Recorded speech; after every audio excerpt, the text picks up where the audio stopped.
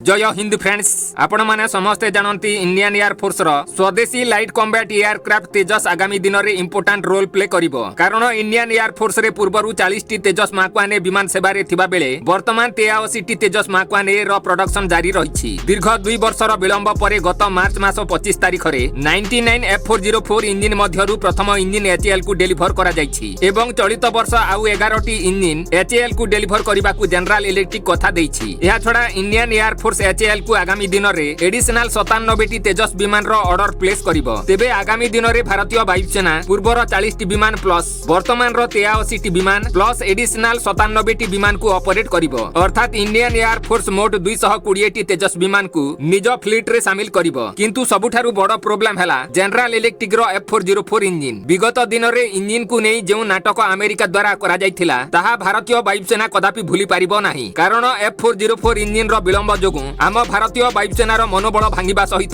कम squadron strength रो सम्मुखीन होई गोटिए project पाई अनेक project विलंब रे चालुछि। सेथि पाई इंडियन एयर फोर्स निजर कान को निजे मोड़ी होई स्वदेशी जेट इंजिन विकसित करिबा को निष्पत्ति ग्रहण करिछि। तेबे खबर कोन रहिछि विस्तार रे जानिबा पूर्वरु आपण माननकु एक छोट रिक्वेस्ट वीडियो को एक प्यारा लाइक करिबा सहित कमेंट बॉक्स रे जय हिंद लिखिबा को भूलंतु नाही। हां फ्रेंड्स इंडियन एयर फोर्स द्वारा एमिति एक निष्पत्ति निया जाइछि जहा कि आगामी दिन रे भारतर 5 रु 7 बिलियन डॉलर बंची जिवो। आपण माने समस्ते जानती एही समय रे gas turbine research and establishment बा GTRE 92 किलोन्यूटन थ्रस्ट जनरेट करि पारुथिबा कावेरी 2.0 इंजिन को तयारी करिबारे लागि पड़िछि। वर्तमान Indian air force Kaveri 2.0 engine को फुल सपोर्ट करूछि। कावेरी 2.0 इंजिन सहाय्य रे तेजस मार्क 1 लढे विमान को पावर करा जिवो एवं आगामी दिन रे कावेरी 2.0 इंजिन सहाय्य रे तेजस विमान रे लागिथिबा F404 इंजिन को संपूर्ण रिप्लेस करा जिवो। एयर फोर्स रो जने सीनियर अधिकारी को कहिबा मुताबिक आगामी दिन रे इंडियन एयर फोर्स 220 टी तेजस मार्क 1 विमान को ऑपरेट करिवो। एही विमान पई हाराहारी 700 टी इंजिन रो आवश्यक हेबो। एठारे आपनक मन रे प्रश्न उठी पारे इंडियन एयर फोर्स 220 टी तेजस विमान को ऑपरेट करिवो एथिरे 700 टी इंजिन रो कोन आवश्यक रहिछि। एठारे आपण माने जानि रखंतु विश्वर जेते भी देश लढई विमान को किने बा तयारी करे सेही देश लढई विमान को हाराहारी 30 रु 40 वर्ष पर्यंत